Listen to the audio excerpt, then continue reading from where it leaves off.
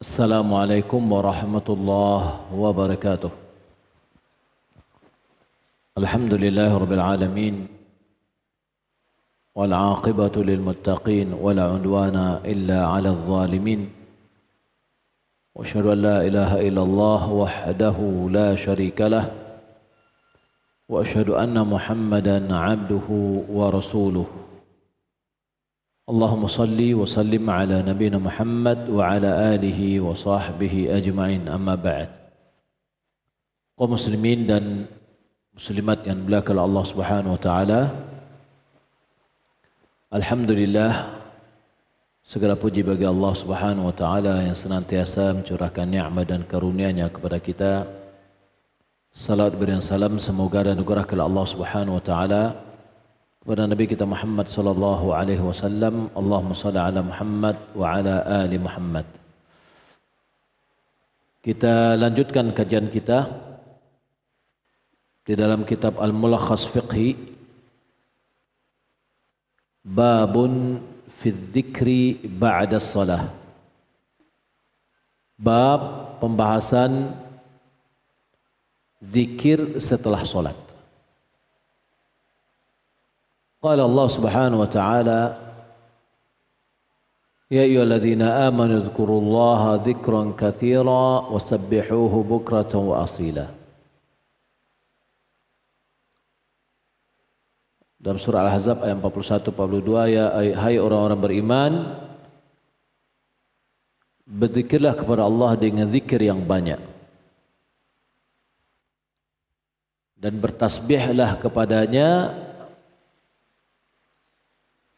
pagi dan sore. Wa khassasa subhanahu ta'ala al-amra bidzikrihi ba'da ada'il ibadat. Allah mengkhususkan perintah untuk mengerjakan zikir setelah menunaikan ibadah. Kalau tadi perintah secara umum, disuruh kita untuk berzikir sebanyak-banyaknya. Namun di sisi lain Allah Subhanahu wa taala memerintahkan kepada kita berzikir setelah beribadah. Maka Allah memerintahkan untuk berzikir setelah selesai solat.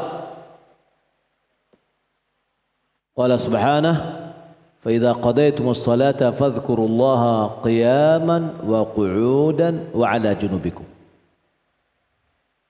Surah An-Nisa ayat 103. Apabila kalian telah mengerjakan solat, maka berzikirlah kepada Allah berdiri, duduk dan berbaring. Jadi orang setelah dia solat berzikir. Dia boleh berzikir duduk, dia boleh berzikir berdiri, dia boleh berzikir sedang berjalan pun boleh.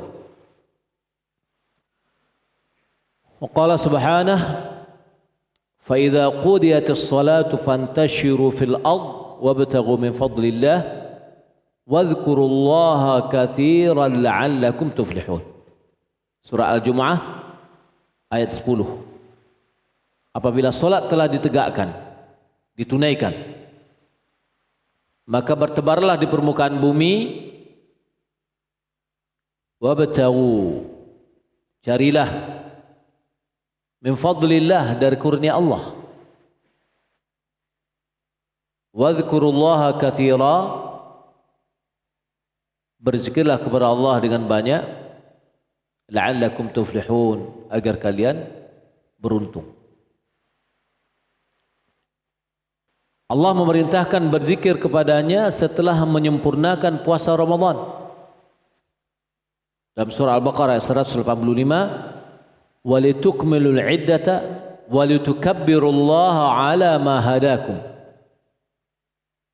wala'allakum tashkurun. Dan sempurnakanlah bilangan dan bertakbirlah kepada Allah atas hidayah yang telah Allah berikan kepadamu. La'allakum tashkurun, agar kalian bersyukur. Allah memerintahkan berzikir setelah menunaikan haji.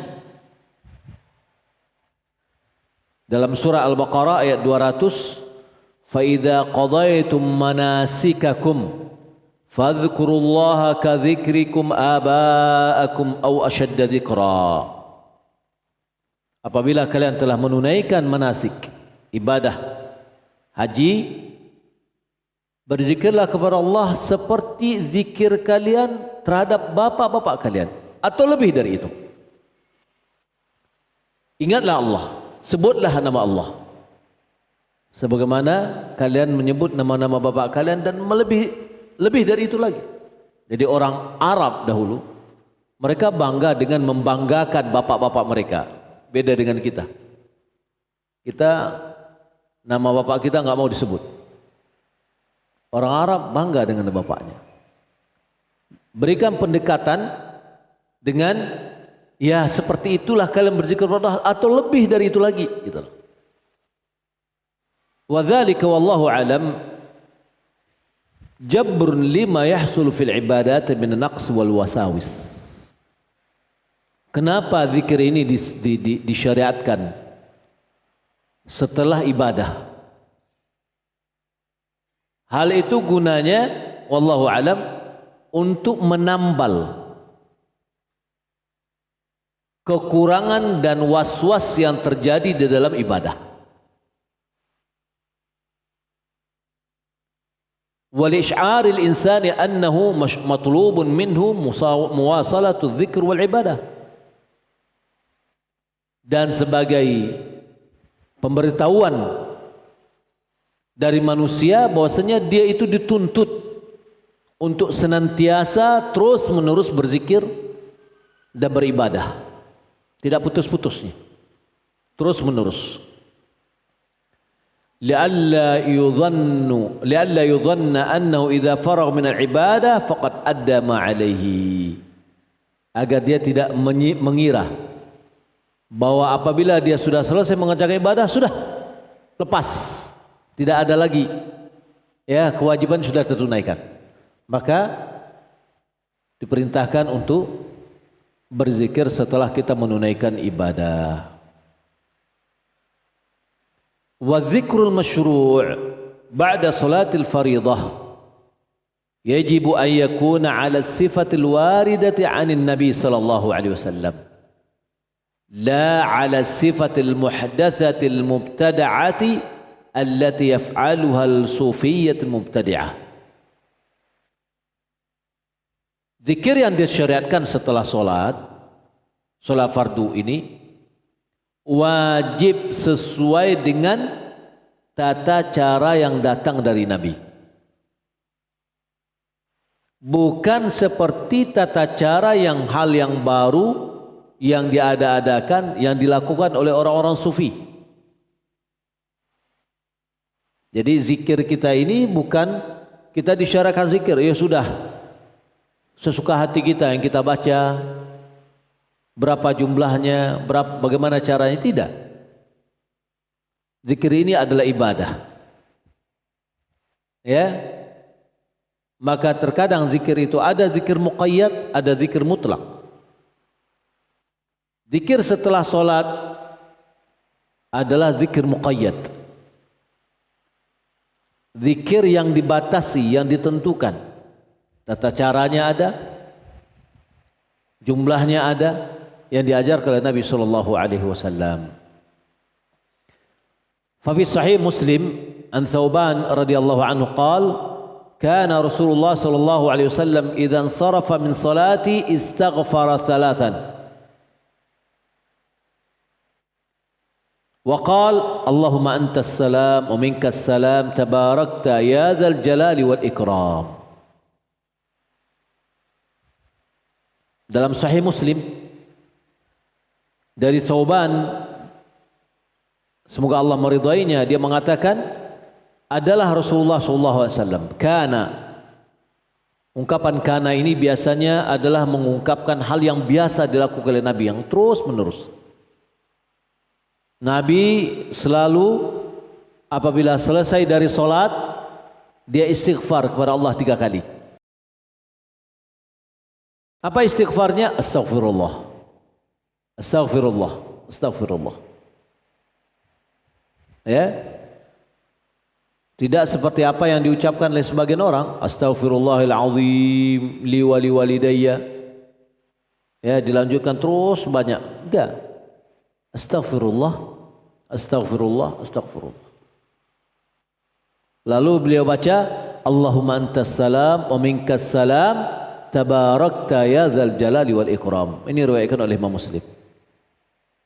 Kita diajarkan kadang-kadang enggak seperti ini ya.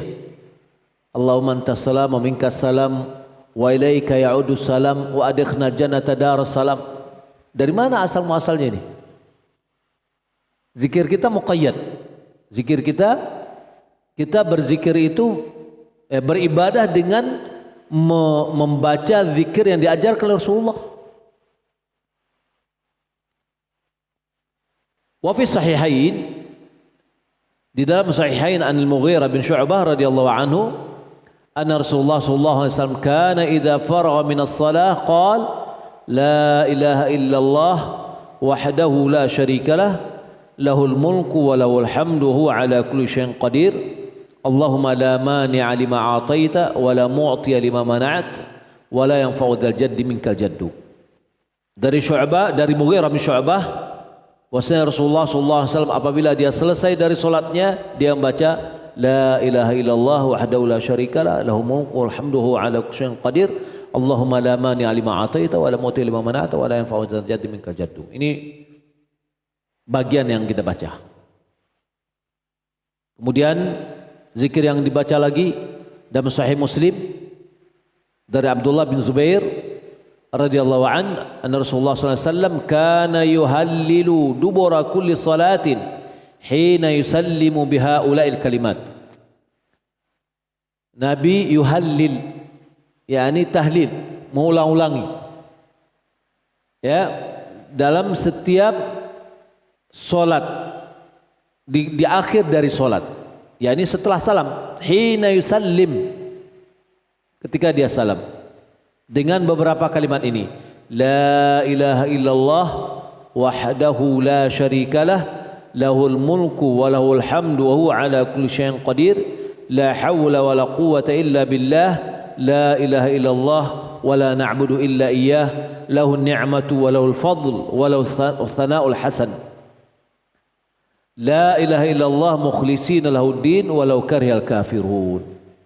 Ini kita baca boleh berurutan yang tadi, ada lagi orang berurutannya Allah astaghfirullah 3 kali, astaghfirullah astaghfirullah astaghfirullah Allahumma antas salam wa minkas salam tabarakta ya dzal jalali wal ikram la ilaha illallah wahdahu la syarikalah lahul mulku wal hamdu ala kulli syai'in qadir la haula wa la quwwata illa billah la ilaha illallah wa la na'budu illa iyyah lahun ni'matu wal fadlu wa lahu thana'ul hasan la ilaha illallah mukhlishina lahuddin walau karihal kafirun. Lalu la ilaha illallah wahdahu la syarikalah lahul mulku wal hamdu ala kulli syai'in qadir Allahumma la mani'a lima a'taita wa la mu'tiya lima mana'at wa la yanfa'u dzal jaddi minkal jaddu. Boleh diurut begitu, boleh dibalik. Ya. Wa fi sunan an Abi Dzar anna Rasulullah sallallahu alaihi wasallam qala man qala fi duburi salatil fajri wa huwa thani rijlaihi qabla yatakallam la ilaha illallah wahdahu la syarika lah lahul mulku wa lahul hamdu yuhyi wa yumit wa huwa ala kulli syai'in qadir 10 marrat kutiba lahu 10 hasanat wa muhat anhu 10 hasayat wa rufi'a lahu 10 darajat wa kana yawmahu fi dhalika kullahu fi hirzin min kulli makruhin wa hurisa min asy-syaitan wa lam yanbaghi li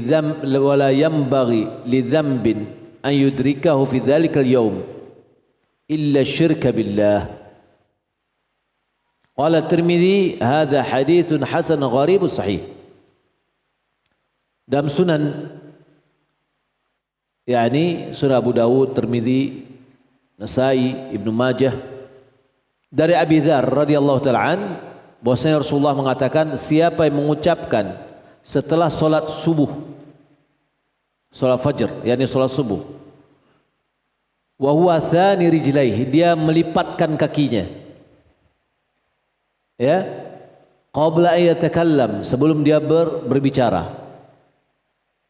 Jadi setelah sholat, dia masih melipat kakinya, dia belum berbicara dengan kawannya, dia mengucapkan la ilaha illallah wahdahu la syarikalah lahul mulku wa lahul hamdu yuhyi wa yumiit wa huwa ala kulli syai'in qadir 10 marrat. 10 kali dia ucapkan. Apa yang dia dapatkan? Kutiba lahu 10 hasanat. Dituliskan baginya 10 kebaikan. Wa muhiyat anhu 10 sayyiat. Dihapus 10 dosa. Wa rufi'a lahu 10 darajat. Diangkat 10 derajat. Wa kana yaumahu dzalika kullahu fi hirzin min kulli makruh. Maka hari itu semuanya dia di dalam penjagaan dari segala keburukan. Jadi dia terjaga dari segala makruh, hal yang tidak diinginkan.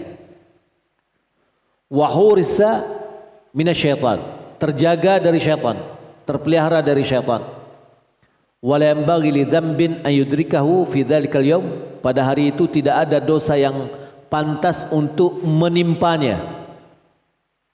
Illa syirka billah, kecuali syirik kepada Allah. yakni dia terhindar dari dosa, dia terhindar dari hal yang jelek, dia terjaga dari syaitan. Kebaikannya atau pahala dapat 10, dosanya dihapus 10, derajatnya diangkat 10. Imam Tirmidzi dia mengatakan hadza haditsun gharibun sahih. Ini hadis hasan gharib sahih. Dalam ungkapan ini ada penilaian ulama dalam masalah ini. Wa warada anna hadhihi tahlilat al-'ashra tuqal ba'da salat al-maghrib aidan fi hadits Ummi Salamah 'inda Ahmad wa hadits Abi Ayyub al-Ansari fi Sahih Ibn Hibban. Tahlil atau ucapan la ilaha illallah yang seperti di atas tadi terdapat juga di dalam hadis Ummi Salamah yang diriwayatkan oleh Imam Ahmad dan Abi Ayyub al-Ansari dalam Sahih Ibn Hibban, diucapkan juga setelah maghrib. Ya, diucapkan juga di setelah maghrib. Wa yaqal ba'da al-maghrib wal fajr aidan, setelah maghrib dan setelah subuh juga diucapkan Rabbi ajirni minan nar 7 marrat. Ya Allah, lindungi aku dari api neraka. Ya, 7 kali. Rawahu Ahmad wa Abu Dawud wa Nasa'i wa Ibnu Majah wa ghairuhu. Diriwayatkan oleh Ahmad, Abu Dawud, Nasa'i, Ibnu Majah dan yang lainnya. Dan riwayat yang lain dikatakan siapa yang memohon kepada Allah masuk surga 7 kali, maka surga mengatakan kepada Allah, ya Allah, dia sudah memohon kepada engkau untuk masuk kepadaku, masukkan dia kepadaku. Siapa yang memohon perlindungan kepada Allah dari api neraka 7 kali, maka api neraka memohon kepada Allah Subhanahu wa taala agar kita dilindungi dari api neraka. Kemudian bertasbih, thumma yusabbihu Allah ba'da kulli salatin 33 wa yahmaduhu 33 wa yakabbiruhu 33. Bertasbih 33 kali, ya, kemudian bertahmid 33 kali, alhamdulillah, alhamdulillah, tasbih subhanallah, subhanallah, takbir 33 kali, Allahu akbar, Allahu akbar. Wa yaqalu tamamul mi'ah, 33 kali 3 99, dan dia ucapkan untuk sempurna menjadi 100, la ilaha illallah wahdahu la syarikalah lahul mulku wa lahul hamdu wa huwa ala kulli syai'in qadir. Itu yang diucapkan.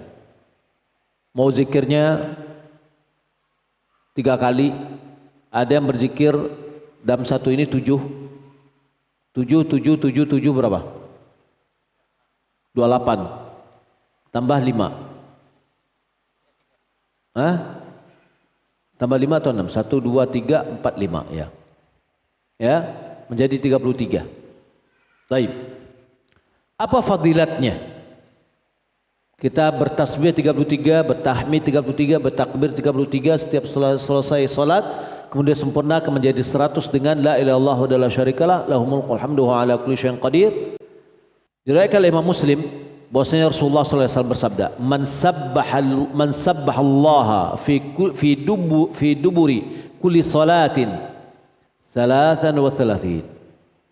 Siapa yang bertasbih setiap selesai salat 33 kali, wa hamidallaha 33, memuji Allah bertahmid 33 kali, wa kabbarallaha 33, bertakbir 33 kali, fatilka 99, itu adalah 99. Tsumma qala tamamal mi'ah, lalu dia ucapkan untuk sempurna 100, la ilaha illallah wa la syarikalah lahu mulku wa hamduhu ala kulli syai'in qadir, ghufirat lahu khatayahu wa in kanat mithla zabadil bahr. Dihapus dosa-dosanya, ya, dihapus baginya dosa-dosanya walaupun seperti buih di laut. Banyak dosanya dihapus. Itu fadilat kita membaca tasbih, tahmid, takbir, ya, dan sempurnakan menjadi 100 dengan tahlil tadi. Semaya qira ayat al-kursi, kemudian baca ayat kursi. Taib. Kemudian membaca qul huwallahu ahad, qul a'udzu birabbil falaq, qul a'udzu birabbin nas. Berdasarkan riwayat An-Nasa'i dan Tabrani dari Abi Umamah, qal kana Rasulullah sallallahu alaihi wasallam qala Rasulullah sallallahu alaihi wasallam man qara'a al-ayat al-kursi dubura kulli salatin lam yamna'hu min dukhulil jannati illa an yamut. Siapa yang membaca ayat kursi setelah solat, maka tidak ada yang menghalangnya untuk masuk ke dalam surga kecuali kematian. Yani lam yakun bainahu wa baina dukhulil jannah illa al-maut. Tidak ada antara dia dan antara dia masuk ke dalam surga kecuali kematian. Wa fi haditsin akhar, dalam hadis yang lain, kana fi dhimmatillahi ila salatil ukhra, dia di bawah naungan Allah, penjagaan Allah sampai salat berikutnya. Wa fi sunan an Uqbah bin Amir radhiyallahu ta'ala an qala amarani Rasulullah sallallahu alaihi wasallam an aqra muawwadzataini dubura kulli salatin. Dari Uqbah bin Amir, dia mengatakan Rasulullah memerintahkan kepadaku untuk membaca 2 muawwidzah, yaitu qul a'udzu birabbil falaq, qul a'udzu birabbin nas, setiap selesai salat. لقد دلت هذه الأحاديث الشريفة على مشروعية هذه الأذكار بعد صلاة المكتوبات. Hadis-hadis yang mulia ini menunjukkan akan disyariatkannya zikir-zikir tersebut setelah solat fardu. Wa ala ma yahsulu alaihi man qalaha minal ajr wa thawab, dan pahala ganjaran yang didapatkan bagi orang yang mengucapkannya. Ya. Jadi hadis-hadis di atas, pertama tentang disyaratkannya zikir. Yang kedua tentang pahala dan ganjaran yang didapatkan oleh orang yang mengucapkannya.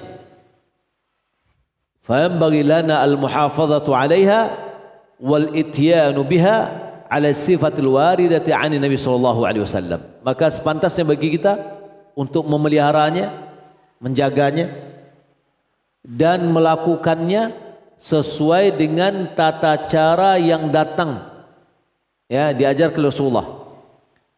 Wa na'tiya biha ba'da salami minas salati mubasharatan. Kita lakukan setelah salam dari salat langsung. Assalamualaikum warahmatullahi wabarakatuh. Assalamualaikum warahmatullahi wabarakatuh. Lalu apa yang kita ucapkan? Allahumma antas salam wa minkas salam, seterusnya. Ya. qabla an yaquma minal makan alladhi sallaina fihi wa nurattibu ala hadha tertib. Sebelum kita berdiri dari tempat kita, ya, dan kita atur, ya, susun sebagai susun ini. Seperti wa idza sallamna minas shalah, apabila kita sudah salam dari salat kita, lalu kita bacakan astaghfirullah, astaghfirullah, astaghfirullah. Kita ucapkan astaghfirullah, astaghfirullah. Ya, kita beristighfar kepada Allah, yakni kita mengucapkan astaghfirullah, astaghfirullah, astaghfirullah. Tsumma naqul, kemudian kita mengatakan Allahumma antas salam wa minkas salam tabarakta ya dzal jalali wal ikram. Tsumma naqul, lalu kita ucapkan la ilaha illallah wa la syarikalah lahul mulku wal hamdu wa ala kulli syai'in qadir. Allahumma la mani'a lima ataita wa la mu'tiya lima mana'ta wa la yanfa'u dzal jaddi minkal jaddu.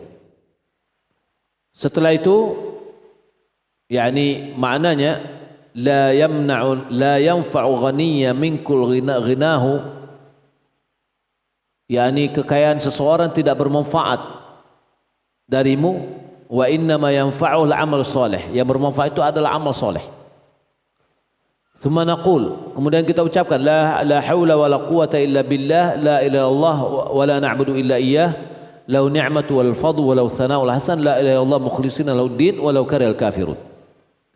Kemudian kita bertasbih 33 kali, bertahmid 33 kali, bertakbir 33 kali, lalu kita sempurnakan menjadi la ilaha illallah wa la syarikalah lahul mulku wal hamdu wa ala kulli syai'in qadir.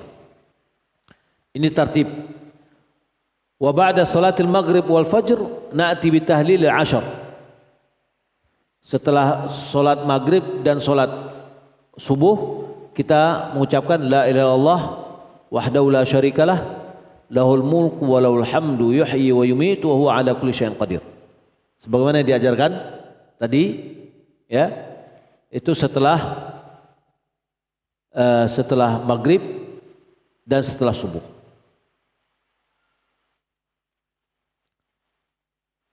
Kemudian kita ucapkan Rabbi ajirni minan nar, Rabbi ajirni minan nar, Rabbi ajirni minan nar, Rabbi ajirni minan nar 7 kali. Thumma ba'da an nafra min hadhihi al-adhkar ala hadha at-tartib naqra ayat al-kursi wa surat qul huwallahu ahad wal ikhlas wal muawwidhatain. Setelah kita selesai membaca zikir yang tadi, lalu kita membaca ayat kursi, kemudian qul huwallahu ahad, qul a'udzu birabbil falaq, qul a'udzu birabbin nas. Wa istahabbu tikraru qira'ati hadhihi suwar ba'da salatil maghrib wal fajri 3 marrat. Kata Syekh, dianjurkan untuk mengulangi bacaan 3 surat ini setelah salat subuh dan salat maghrib dan salat subuh 3 kali. Jadi tertibnya setelah zikir tadi, kemudian ayat kursi, kemudian ini sekali pada salat-salat selain dari maghrib dengan subuh. Wa istahabbul jahru bit tahlil wa tahmid wa tasbih wa tahmid wa takbir aqib as-salah. Lakin la yakunu bi sautin jama'i wa innama yarfa'u bi kulli wahidin sautahu munfarida. Dianjurkan diangkat suaranya. Ini terjadi perbedaan para ulama. Para ulama Saudi pada umumnya berpandangan diangkat suara. Tapi Pak, diangkatnya bukan pakai mic. Nah, ini salah lagi. Ada berdalil dengan bahwa kami mendengar, kata Ibnu Abbas, kami mendengar tahu dengan akhir solat Nabi itu dengan zikir. Nah, ini menunjukkan disyaratkan berzikir keras-keras sehingga supaya dengar di luar masjid pakai mic. Itu keliru dalam memahami. Waktu solat nggak pakai mic, ya. Waktu zikir habis solat baru pakai mic. Tidak, pakai baca sendiri-sendiri. Kalau di ulama di Saudi, ya zikir masing-masing. Subhanallah, subhanallah, subhanallah sendiri. Ya, ini sendiri lagi, ini sendiri lagi. Ya, tidak keras-keras dan tidak berjamaah. Namun sebagian ulama seperti Syekh Muhammad bin Nasruddin Al-Albani, dia memandang lebih diutamakan untuk yakni wadhkur wadhkur rabbaka fi nafsika tadarruan wa khifatan wa dunal jahri minal qaul. Yakni berzikirnya tidak dijaharkan.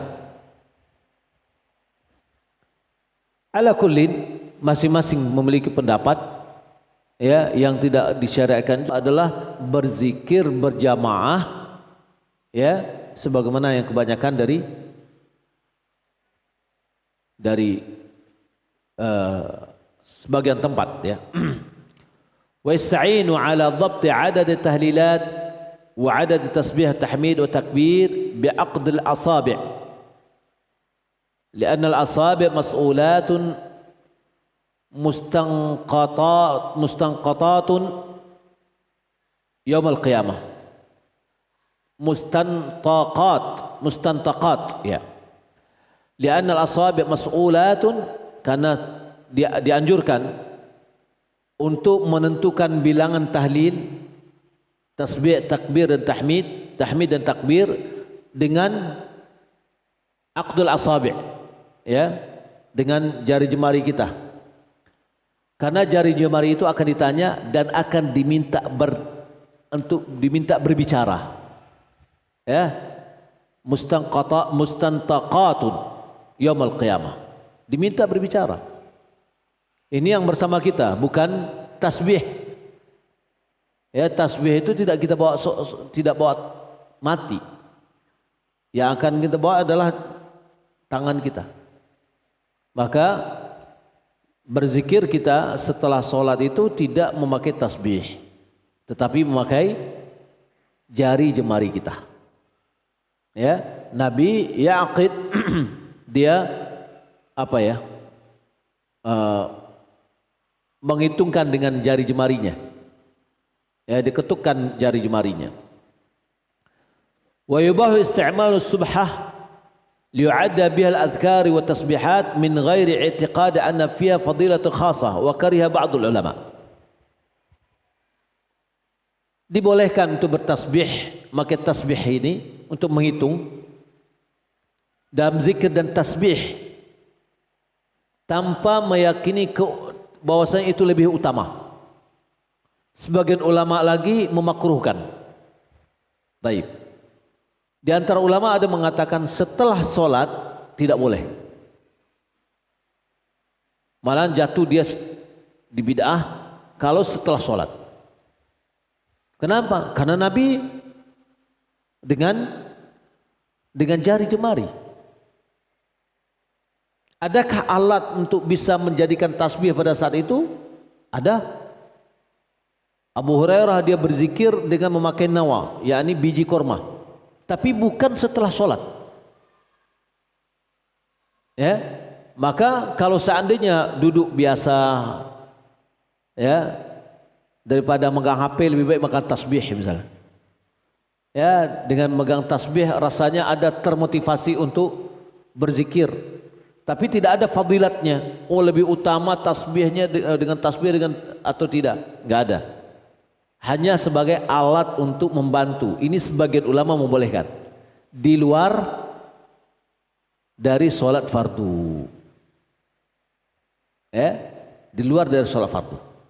Tapi kalau setelah sholat fardu itu dengan tangan, bukan dengan tasbih. Baik. Wa in i'taqada anna laha fadilah fattakhadhuha bid'ah. Apabila dia menganggap bahwasanya tasbih itu ada keutamaan, maka menjadikan tasbih sebagai alat untuk membantu berzikir itu adalah bid'ah. Wa dzalika mithlu subha allati yattakhidhuha sufiyyah wa yu'alliqunaha fi 'anaqihim aw yaj'alunaha kal surah fi aydihim. Wa hadha ma'a kaunihi bid'atan fa inna fihi riya'an wa takallufa. Kalau seandainya dia meyakini bahwa tasbih itu memiliki keutamaan, maka menjadikannya adalah memakainya itu sebagai bid'ah. Ya, seperti tasbih yang dilakukan oleh orang-orang sufi, terkadang dia gantungkan di lehernya, atau ada lagi yang jadikannya sebagai gelang. Ya, tasbih 33. Ya. Maka beliau mengatakan di sini, di samping dia adalah bid'ah, ini juga ada unsur riya dan takalluf, pembebanan diri. Ya. Thumma ba'da faragh min hadhihi al-adhkar yad'u sirran bima syaa. Fa inna ad-du'a 'aqiba hadhihi al-ibadat wa hadhihi al-adhkar al-'azimah ahra bil ijabah. Lalu setelah dia berzikir ini, maka dia berdoa kepada Allah secara sir dengan apa yang dia inginkan. Karena doa setelah beribadah ini dan zikir ini yang agung ini ahra bil ijabah, lebih dekat dikabulkan. Lalu bagaimana cara doanya? Insyaallah setelah solat kita setelah azan kita lanjutkan. Kita lanjutkan. Wala yarfa'u yadayhi bid-du'a ba'da al-fariidati kama yaf'alu ba'd an-nas. Fa inna dhalika bid'atun wa inna ma yaf'alu hadha ba'da an-nafilati ahyanan. Syekh mengatakan tidaklah mengangkat kedua tangannya berdoa setelah solat fardu sebagaimana yang dilakukan sebagian orang. Disyariatkankah kita berdoa setelah berzikir? Disyariatkan. Lalu bagaimana caranya? Tidak dengan mengangkat kedua tangan setelah solat fardu. Tidak mengangkat kedua tangan bukan berarti dia tidak berdoa. Kenapa tidak mengangkat kedua tangan? Sementara kita mengetahui bahwa mengangkat kedua tangan merupakan dari adab-adab doa. Dan kita mengetahui hadis-hadis tentang mengangkat kedua tangan di dalam berdoa, hadisnya mutawatir. Lalu kenapa ketika berdoa setelah salat fardu tidak dianjurkan berdoa, tidak dianjurkan untuk mengangkat kedua tangan? Jawabannya adalah zikir setelah solat datang riwayat dari Nabi secara rinci bacaannya. Lalu bagaimana cara berzikir setelah solat? Datang juga dari Nabi, yaqidu bi asabihi, yaqid yakni menghitungnya dengan jari-jarinya. Ya. Datangnya riwayat ini menunjukkan inilah kebiasaan yang dilakukan oleh Nabi sehingga dinukil oleh para sahabat.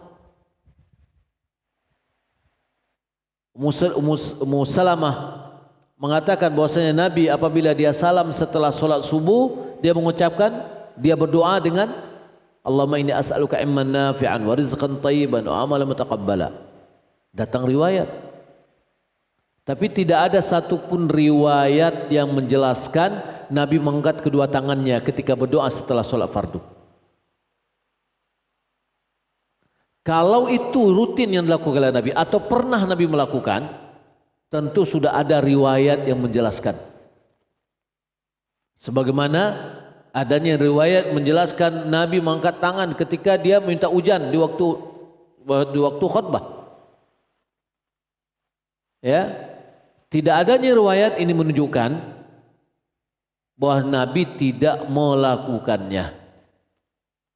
Mungkin ada lagi yang mengatakan tidak adanya riwayat bukanlah menunjukkan perbuatan itu tidak dilakukan. Katakan betul pada satu sisi. Tetapi di sini adanya riwayat yang menjelaskan tentang perbuatan Nabi setelah sholat. Tapi dalam mengangkat tangan enggak ada. Kalau seandainya memang Nabi mengangkatnya, tentulah sahabat telah menukilkannya. Ya, maka oleh karena itu sebagian ulama memandang bahwasanya mengangkat kedua tangan setelah sholat fardu berdoa dengan mengangkat kedua tangan setelah sholat fardu adalah bid'ah. Ya. Fa inna dzalika bid'atun wa inna ma yaf'alu hadza ba'da an-nafilati ahyanan. Tapi boleh mengangkat kedua tangan setelah solat sunat dalam berdoa. Berdoa kita setelah solat sunat. Setelah kita beribadah boleh kita berdoa. Tempatnya kita berdoa. Setelah baca Al-Quran, setelah solat sunat. Ya, maka itu kembali kepada hukum asal, yaitu berdoa dengan mengangkat kedua tangan. Karena tidak ada rincian dari Nabi. Setelah sholat fardu ada rincian yang disebutkan oleh para sahabat. Apa yang dilakukan dan apa yang dibaca oleh Nabi SAW. Wala yajharu bid-du'a bal yukhfihi. Jangan dia jaharkan, keraskan bacaannya di dalam berdoa. Tapi dia sembunyikan, dia pelan-pelankan. Lianna dzalika aqrabu ila al-ikhlas wal khusyu' wa ab'adu 'anir riya'. Karena berdoa dengan pelan, tidak menjaharkannya, lebih dekat kepada keikhlasan dan lebih khusyuk, ya, dan lebih jauh dari riya, unsur riya. Wa amma ma yaf'aluhu ba'dun nasi fi ba'dil biladi min ad-du'a al-jama'i ba'da as-salawati bi aswatin murtafi'atin ma'a raf'il aidi aw yad'u al-imam wa hadiruna yu'minuna rafi'i aydihim fa hadha al-'amalu bid'atun munkaratun li'annahu lam yunqal 'ani Nabi sallallahu alaihi wasallam. Adapun yang sebagian manusia lakukan di sebagian negeri dengan doa bersama setelah solat fardu atau setelah solat dengan suara yang diangkat diiringi dengan mengangkat kedua tangan, atau imam yang berdoa yang hadir mengaminkan doa itu dengan mengangkat kedua tangan, maka perbuatan ini adalah bid'ah yang mungkar. Kenapa? Karena belum atau tidak dinukilkan dari Nabi. Tidak ada dinukilkan dari atau diriwayatkan dari Nabi. Annahu kana idza shalla bin nasi yad'u ba'da al-faragh min as-salati ala hadhihi sifah. Yani tidak ada riwayat yang menjelaskan bahwasanya apabila Nabi setelah solat bersama manusia, telah mengimami manusia, lalu setelah solat dia berdoa seperti bentuk atau tata cara seperti ini. La fil fajri wala fil asri wala fi ghairihima minas salawat wala istahabba dzalika ahadu minal a'immah. Tidak di salat subuh, tidak juga di salat asar, tidak juga di salat yang lain, dan tidak juga seorang pun dari imam-imam yang menganjurkannya. Ya, jadi dari imam 4 itu tidak ada menganjurkan untuk doa bersama. Qala Syekhul Islam Ibnu Taimiyah, Syekhul Islam Ibnu Taimiyah dia mengatakan, man naqala dzalika 'anil Imam Syafi'i annahu istahabba dzalik faqad ghalita 'alaihi.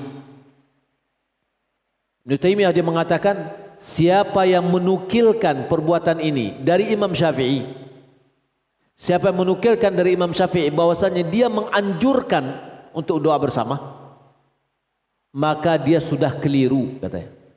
Ini orang yang mengatakan penukilan ini adalah keliru. Fayajibu taqayyudu bima jaa'a 'ani Nabi sallallahu alaihi wasallam fi dzalika wa fi ghairihi. Maka wajib kita membatasi diri dengan apa yang datang dari Nabi dalam hal itu dan dalam yang lainnya. Ini ketika kita beribadah hendaklah kita membatasi diri kita. Lianna Nabi sallallahu alaihi wasallam qala, "Wa ma ataakumur rasulu fakhuduhu wa ma nahakum anhu fantahu wattaqullaha innallaha syadidul iqab." Apa yang datang, apa yang dibawa oleh Rasul kepadamu maka ambillah, apa yang dilarang tinggalkanlah.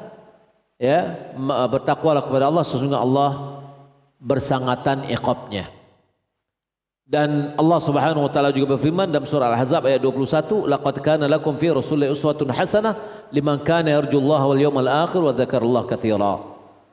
Sungguh telah ada bagimu pada Rasulullah SAW suri teladan baik bagi siapa yang mengharapkan Allah dan hari akhir dan berzikir kepada Allah yang banyak. Jadi kesimpulannya bahwa berdoa setelah kita berzikir setelah solat boleh,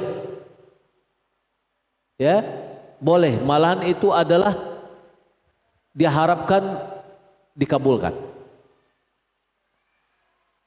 Tapi caranya tanpa mengangkat kedua tangan, ya tanpa mengangkat kedua tangan, karena tidak ada riwayat yang menjelaskan Nabi mengangkat kedua tangannya setelah solat fardu. Ya, jadi sunnah itu terbagi kepada dua, sunnah fi'liyah, sunnah tarkiyah. Sunnahnya berdoa setelah solat fardu adalah tidak mengangkat tangan, karena Nabi tidak mengangkat tangan, maka sunnahnya tidak mengangkat tangan. Ya, sunnahnya ketika kita minta hujan di solat Jumat, ya atau khutbah Jumat, mengangkat tangan. Kenapa? Karena Nabi mengangkat tangan. Di mana Nabi lakukan, kita lakukan. Di mana Nabi tidak lakukan, maka kita tidak lakukan. Itulah cara kita mengikuti sunnah Rasulullah sallallahu alaihi wasallam. Wallahu taala alam. Mudah-mudahan bermanfaat. Kita coba lihat tanya jawab dari pertanyaan yang masuk melalui WA 0859 7277. Apakah keutamaan atau faedah dari sebuah zikir kita dapat hanya ketika kita paham makna arti dari zikir tersebut, tidak cukup diucapkan saja? Apa yang menyebabkan kita sudah merutinkan zikir tapi masih merasa tidak ada pengaruh pada diri? Bagaimana cara zikir yang sahih, Ustaz, dengan cara menghitung ruas jari atau menghitung dari jari itu sendiri? Pertama, keutamaan zikir yang bisa kita pahami tentu akan memberikan bekas pada diri kita, karena kita tahu apa yang kita ucapkan. Tetapi ketika kita berzikir tanpa kita mengetahui maknanya, insya Allah kita tetap mendapatkan pahala. Adapun berzikir apakah dengan ruas jari atau jari, terjadi perbedaan para ulama dalam masalah ini dalam menentukannya apakah dengan jari atau ruas jari. Ya, ada dengan ruas jari, ya, ada yang dengan jari. Wallahu alam, saya tidak bisa mentarjihnya. Ustaz, beri ana nasihat agar ana bisa lebih bersabar dan istiqamah lagi, Ustaz. Ya. Sabar itu adalah bitasabbur. Sabar itu adalah dengan melatih diri bersabar. Memohon kepada Allah agar diberikan kesabaran dan kita melatih diri kita untuk bersabar. Ya, kemudian istiqamah, di antaranya ada berdoa kepada Allah agar istiqamah, kemudian mencari kawan yang baik yang akan bisa menjadikan kita istiqamah. Wallahu alam. Wah, ini pertanyaannya banyak sekali ini. Ya, kita hanya 2 atau 3 pertanyaan. Apa hukumnya menabur bunga di kuburan? Adalah bid'ah. Ya, tidak ada anjuran ini, sudah tasyabuh dengan kufar menabur bunga di dalam waktu kuburan. Ya. Apa hukumnya celana di atas mata kaki dan apa ancamannya? Celana di atas mata kaki diperintahkan. Ancaman itu kalau seandainya celananya di bawah dari mata kaki, ya, yaitu ma'asfala minal ka'bain fa finnar. Yang di bawah dari mata kaki diancam api neraka. Apa hukumnya menyemen atau menembok kuburan? Hukumnya adalah haram karena dilarang oleh Nabi SAW, dan ini ditegaskan oleh Imam Syafi'i di dalam kitab bahwasanya dilarang di dalam menembok kuburan. Wallahu alam. Masih banyak pertanyaan dari satu pertanyaan orang yang bertanya ini, kita cukupkan. dari Slamet dari Kalimantan Timur, sahkah solat di masjid yang rutin digunakan bermain habsian? Apa tuh habsian? Ada yang tahu habsian? Bermain habsian. Wallahu alam. Saya tidak tahu. Mungkin yang bertanya silakan dijelaskan apa digunakan bermain habsian. Ustaz, anak ingin bertanya apakah boleh setelah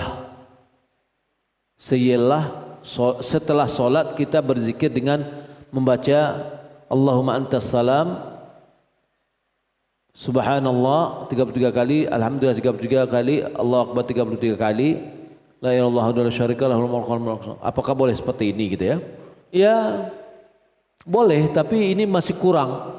Perbanyak zikir kita. Kalau ini yang baru yang bisa kita dapatkan, Allah astagfirullah, astagfirullah, astagfirullah, Allahumma antas salam wa minkas salam, tabarakta ya dzal jalali wal ikram, kemudian dia bertasbih, bertahmid, takbir. Ya. Sudah baik daripada yang tidak melakukan sama sekali. Akan tapi berupayalah kita untuk menyempurnakan zikir-zikir kita, karena zikir-zikir itu bermanfaat. Di antaranya ada ayat kursi. Ketika kita rutinkan itu menyebabkan kita masuk ke dalam surga.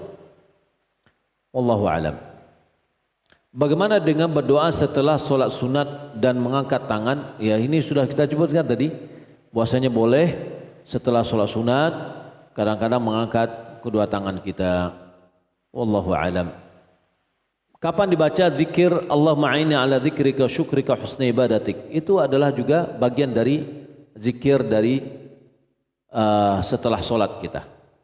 Bagian yang ditambahkan, ya. Wallahu alam. Kemudian waktu subuh kita tambah dengan doanya yang diriwayatkan oleh Imam Ahmad berdasarkan dari riwayat Ummi Salamah, Allahumma inni as'aluka ilman nafi'an wa rizqan thayyiban wa amalan mutaqabbala. Bagaimana cara taubat istri yang sempat berselingkuh karena ingin balas dendam terhadap suami yang juga selingkuh? Allah musta'an. Ya, ini bukan tempatnya berbalas dendam. Apakah cukup mohon ampun kepada Allah atau juga harus minta maaf kepada suami karena suami sampai kini belum memaafkan sang istri? Masalah hubungan selingkuh itu adalah dosanya kepada Allah. Dosanya kepada Allah Subhanahu wa taala.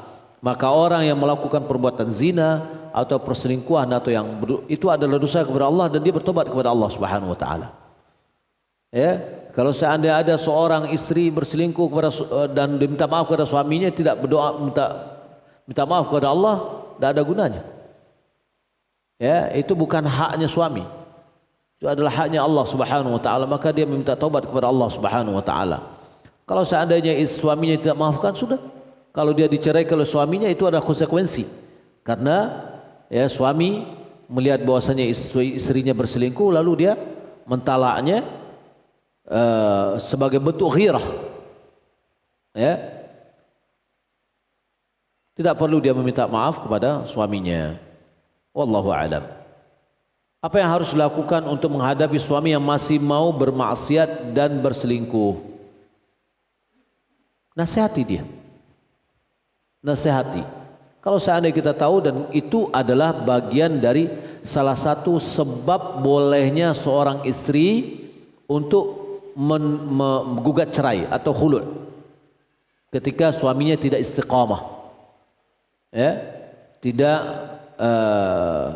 selalu melanggar larang-larang Allah Subhanahu wa taala. Tapi kalau seandainya dia bersabar, dia menasihati suaminya terus dengan beberapa cara, insyaallah pahala baginya. Mengapa Yahudi menggali di bawah Masjid Al-Aqsa hingga putaran terakhir? Wallahu alam, mereka meyakini bahwasanya di bawah itu ada istananya Nabi Sulaiman. Itu anggapan mereka. Wallahu ta'ala alam. Mengapa orang Yahudi disisakan hingga putaran waktu akhir kelak hingga Dajjal muncul? Wallahu a'lam. Saya tidak tahu. Bagaimana caranya saya bersikap terhadap orang tua yang ikut campur urusan rumah tangga saya? Sementara saya harus patuh pada suami saya, tapi kadang orang tua saya ikut mengatur walaupun kami sudah tinggal terpisah dari mereka. Kalau saya menolak, kadang mereka merasa tersinggung. Iya, ini terkadang adalah disebabkan oleh budaya. Khususnya adalah di kita di Minang, bahwa anak perempuan itu tetap dia dekat dengan ibunya, orang tuanya. Dan ibunya masih punya budaya untuk ikut campur dalam urusan anaknya. Ini budaya. Maka dalam hal ini pertama diharapkan suami punya dada yang lapang untuk menghadapi mertua yang seperti ini. Ya, untuk supaya bisa berlapang dada. Sampai lambat laun mudah-mudahan dia akan bisa memahami. Tapi karena ini adalah budaya yang sangat melengket gitu ya, sangat melengket. Ya, jadi sang yang bertanya hendaklah juga bersabar, ya, bersabar dan mensiasati dengan cara yang baik untuk bersikap dengan orang tua. Pertama, tidak perlu semua tentang keluarga kita informasikan ke orang tua kita. Enggak perlu, sampaikan aja yang baik-baik. Ya, sampaikan yang baik-baik, apalagi sudah pisah dari tempat tinggal, sampaikan yang baik-baik, yang menyenangkan mereka, sehingga tidak ada pintu celah bagi dia untuk masuk, ya, mengatur dan yang lainnya. Nah, kita tentu juga sudah mengetahui, memahami karakter orang tua kita, kapan dia akan ikut campur, kapan tidak. Maka hendaklah kita berupaya untuk bisa mensiasatinya. Wallahu ta'ala alam, demikian yang dapat kita sampaikan, semoga bermanfaat. Sallallahu Muhammad wa ala alihi wa sahbihi ajma'in. Wassalamualaikum warahmatullahi wabarakatuh.